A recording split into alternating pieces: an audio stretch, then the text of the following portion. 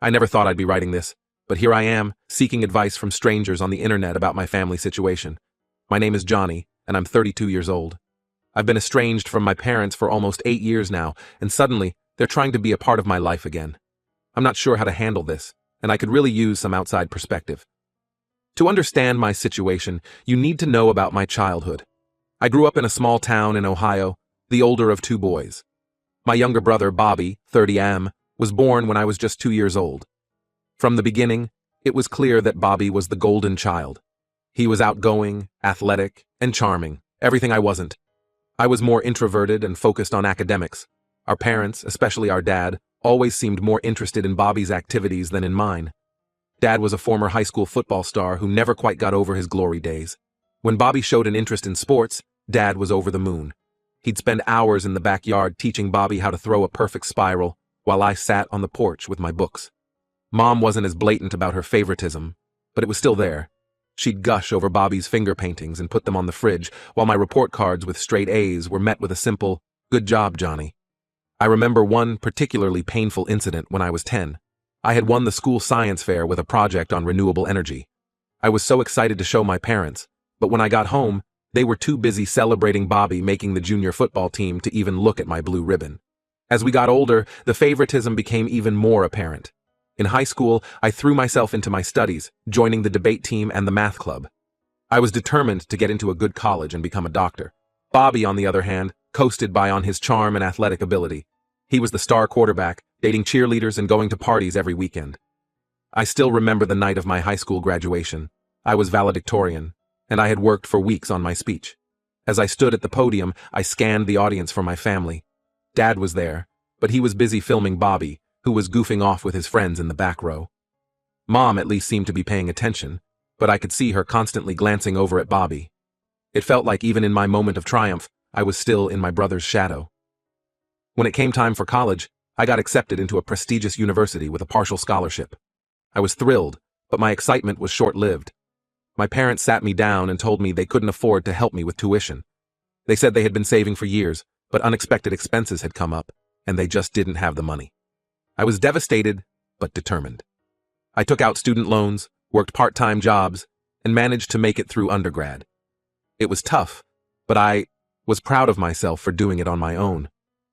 I worked as a tutor, a library assistant, and even spent a summer doing night shifts at a 24-hour diner. There were times when I was so exhausted I could barely keep my eyes open during lectures, but I pushed through. Meanwhile, Bobby had decided college wasn't for him. He worked at a local garage, spending his evenings at bars and parties. Our parents never seemed concerned about his lack of direction. They'd just chuckle and say, "That's our Bobby, always living in the moment." Then, during my senior year, I found out the truth. Bobby, who had been working at the garage for a couple of years, suddenly announced he was opening his own auto repair shop. To my shock, our parents had given him their entire savings, the money they had told me didn't exist, to start his business. I couldn't believe it. All those nights I had spent worrying about my mounting student debt, all the times I had to choose between buying textbooks or eating proper meals, and they had money all along. They just chose to give it to Bobby instead. When I confronted them about it, they tried to justify their decision.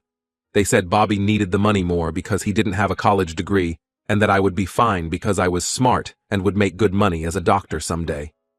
They didn't seem to understand or care about the massive debt I had taken on, or the stress I had been under. That was the last straw for me. I finished my degree and got into medical school, but I cut off almost all contact with my family. I only spoke to them on major holidays, and even then, it was brief and superficial. I threw myself into my studies, determined to succeed, despite their lack of support. During my second year of medical school, I met Donna. She was a law student, brilliant and compassionate. For the first time, I felt truly seen and appreciated for who I was. We started dating, and she became my rock. She listened to me when I talked about my family issues and never judged me for my decision to distance myself from them. After graduation, Donna and I got married and moved to Seattle for our respective residencies. We built a life together, far from my family and the pain of my past. 2 years ago, we welcomed our daughter, Lily, into the world. Becoming a father made me reflect on my own childhood and I promised myself that Lily would always feel loved and supported, no matter what path she chose in life. Fast forward to now. I'm a successful pediatrician. Donna is making waves at a prominent law firm, and Lily is a precocious 2-year-old who keeps us on our toes. Life is good, but I still carry the hurt from my family's betrayal. A few weeks ago, I got a call from my mom. It was the first time we had spoken in months, and I could tell something was wrong. She was crying, saying that Bobby's business had failed and he had moved back in with them. Apparently, he had made some bad decisions, gotten into debt, and was now unemployed. My parents had to remortgage their house to help him out. Now, suddenly, they want to reconnect with me. They've been calling and texting, asking to visit and meet their granddaughter. My dad even sent me an email talking about how proud he is of my success and how he wants to make amends. Part of me wants to give them a chance. After all, they're my parents, and I do miss having a family. I think about Lily and wonder if I'm depriving her of grandparents. But another part of me is angry and hurt. It feels like they only want me in their lives now because Bobby has disappointed them, and they need someone to be proud of. I don't know what to do. Should I give them another chance? Should I keep them at arm's length? Or should I just maintain the distance I've established over the years? Donna thinks I should at least hear them out, but she's also protective of me and doesn't want to see me hurt again. She's offered to be there when I talk to them, as a buffer and support system. I'm torn between the desire for family and the need to protect myself from further pain. The thought of letting them back into my life terrifies me. What if they hurt me again? What if they try to use me as a financial safety net now that Bobby has fallen from grace? But then I look at Lily and wonder if I'm letting my past affect her future. Any advice would be greatly appreciated. How do I navigate this situation without becoming a doormat or letting my anger control me? How do I protect my own family while potentially rebuilding relationships with my parents? I feel like I'm standing at a crossroads, and I'm not sure which path to take. Update 1. Thank you all for your responses. I've read through every comment, and I appreciate the different perspectives you've shared. I wanted to give you an update on what's happened since my original post. After much consideration and many long talks with Donna, I decided to meet with my parents, but on my terms. I suggested we meet at a neutral location, a quiet cafe near my workplace, without my wife or daughter present. I wanted to hear them out without immediately involving my new family. The days leading up to the meeting were filled with anxiety. I found myself snapping at Donna over little things and having trouble sleeping. The night before, I sat in Lily's room long after she had fallen asleep, watching her peaceful face and wondering if I was making the right decision. The morning of the meeting, I arrived at the cafe early. I chose a table in the corner where we could have some privacy. As I waited, I couldn't help but remember all the times I had sat waiting for my parents to show up to my events, debate competitions, science fairs, even my high school graduation party. They had always been late, usually because of something involving Bobby, but this time, they were early. I saw them through the window, walking towards the cafe. They looked older than I remembered, more worn down. My mom's hair was fully gray now, and my dad seemed to have shrunk somehow, his once broad shoulders now slightly hunched. They entered the cafe, and for a moment, we all just stared at each other. Then my mom rushed forward and hugged me tightly. I stiffened at first, not used to such displays of affection from her, but eventually, I hugged her back. My dad stood awkwardly to the side, looking uncomfortable. We sat down, and I let them speak first. My mom did most of the talking. She started by apologizing for the past, saying they realized how unfair they had been. She talked about how proud they were of my accomplishments and how much they regretted not supporting me more. Then came the kicker. They admitted that part of the reason they wanted to reconnect was because of Bobby's situation. Apparently, his failed business venture wasn't just a simple bankruptcy. He had gotten involved with some shady characters and ended up with gambling debts. My parents had to sell their vacation home and take out a second mortgage to bail him out. As they spoke, memories flooded back. I remembered the summer before I left for college, when I had asked to use the vacation home for a week with my friends. They had said no, claiming they were planning to use it themselves. Later, I found out they had let Bobby and his friends stay there for a month. I listened to all of this silently, letting them talk. When they finished, I took a deep breath and told them exactly how I felt. I laid out every instance of favoritism, every time they had dismissed my achievements in favor of Bobby's latest whim. I told them about the nights I cried myself to sleep in college, wondering why I wasn't good enough for them to support me. I told them about the time I had to sell my laptop, a high school graduation gift from my grandmother, to pay for textbooks, about how I had to work night shifts at a diner during college, coming home smelling of grease and feeling exhausted, while they were funding Bobby's partying lifestyle.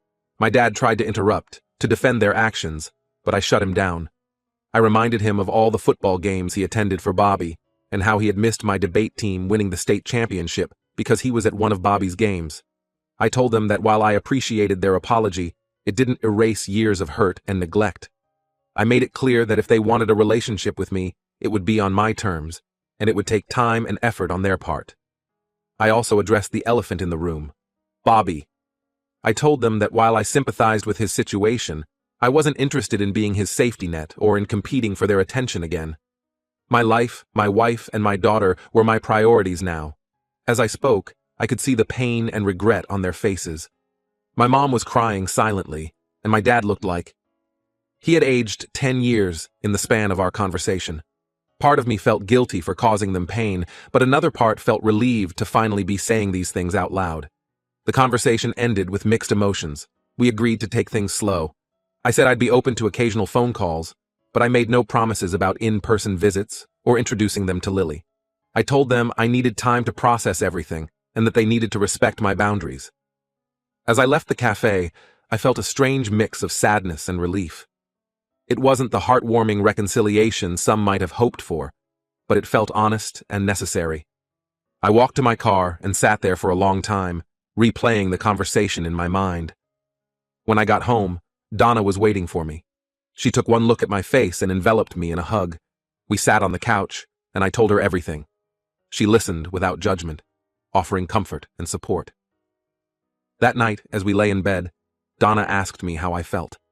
I told her I wasn't sure. Part of me felt lighter, like I had finally released a burden I had been carrying for years. But another part felt raw and exposed, like an old wound had been reopened.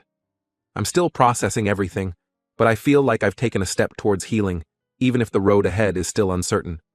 I know it won't be easy and there's a lot more to work through. But for the first time in years, I feel like there's a possibility of having some kind of relationship with my parents again. I'll keep you updated on how things progress. Again, thank you all for your support and advice.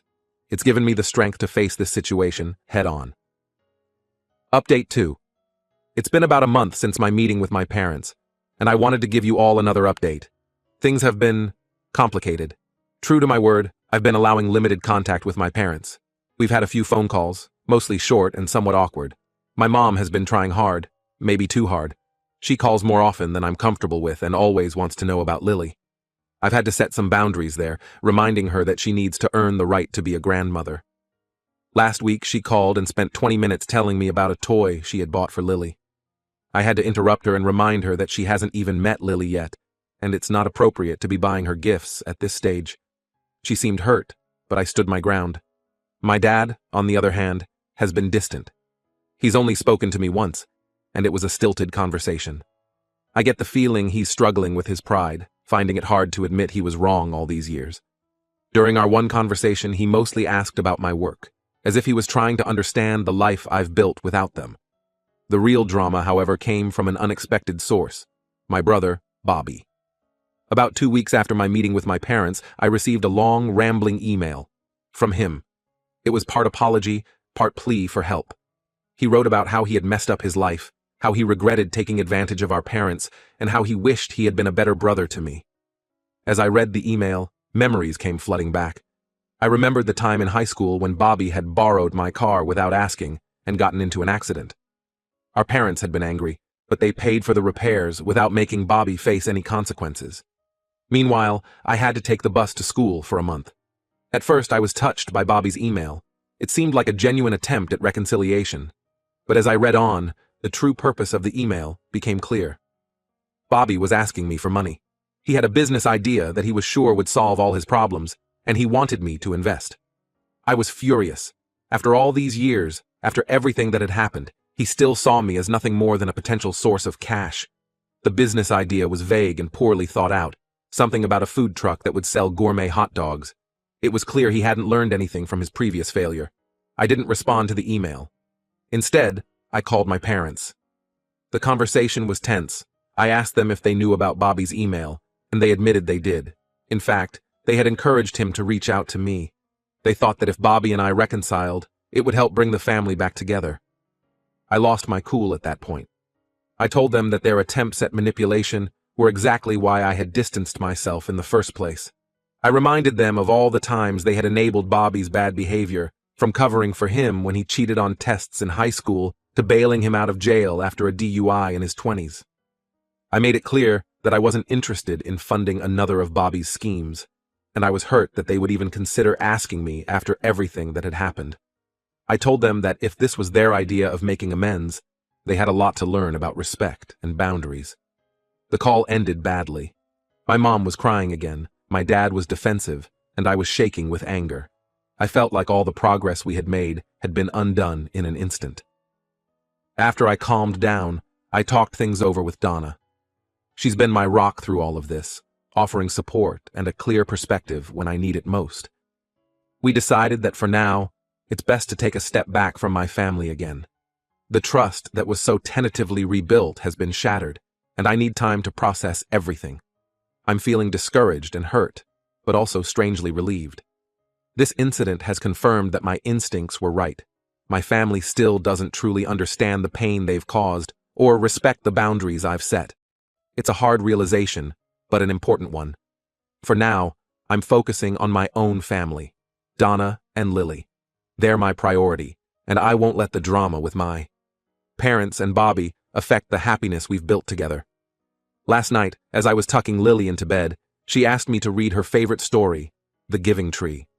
As I read, I realized how different my relationship with her is from the one I had with my parents. I want her to know she's loved unconditionally, not for what she can give or do. This morning, I sent a brief email to my parents. I told them I needed some space and that I would contact them when I felt ready. I also made it clear that any future relationship would depend on their ability to respect my boundaries and treat me as an equal, not just as a potential solution to their problems with Bobby. I haven't heard back from them yet, and honestly, I'm not sure how I feel about that. Part of me is relieved for the quiet, while another part wonders if they've given up on reconnecting already. For now, I'm taking things day by day. I have a busy week ahead at the hospital, and Donna and I are planning Lily's 3rd birthday party. Life goes on, and I'm determined to focus on the positive aspects of my life rather than dwelling on the past. I'll update again if anything significant changes, but for now, I think it's time to close this chapter and move forward with my life. Thank you all for your support and advice throughout this process. It's meant more than you know. Update 3. It's been 6 months since my last update, and I felt it was time to share what's been happening. A lot has changed, both in my family situation and in my perspective on things. First, the situation with my parents and Bobby. After the blow-up over Bobby's email, I maintained my distance. I ignored calls and messages, focusing instead on my work and my immediate family. It was hard, especially around the holidays, but I felt it was necessary for my mental health. About 3 months ago, I received a letter from my dad. It wasn't an email or a text, but an actual handwritten letter. The sight of his familiar handwriting brought back a flood of memories. Birthday cards, notes in my lunchbox when I was young, before Bobby came along and things changed. In the letter, he did something I never thought I'd see. He offered a genuine, heartfelt apology. He acknowledged the favoritism they had shown Bobby, the hurt they had caused me, and the mistakes they had made in trying to reconcile. He didn't make excuses or ask for anything. He simply expressed remorse and a desire to make amends, but only if and when I was ready. He wrote about how he had been doing a lot of thinking and had realized how his own insecurities had influenced his behavior. He admitted that he had lived vicariously through Bobby's athletic achievements because he felt like a failure in his own career. He said he had always been proud of my academic success, but hadn't known how to show it. I was skeptical at first, but something about the letter felt different. Maybe it was the effort of actually writing it by hand, or maybe enough time had passed for real reflection. Either way, it opened the door to cautious communication. We've been talking more regularly now, usually just my dad and me.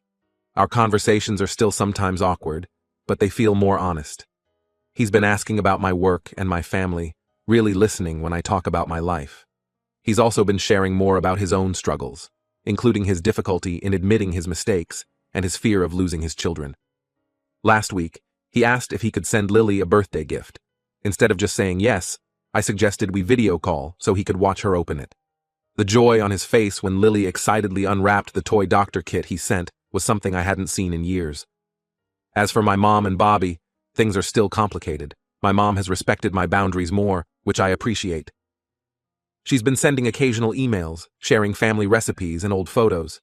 It's a small gesture, but it feels like she's trying to connect in a way that isn't overwhelming.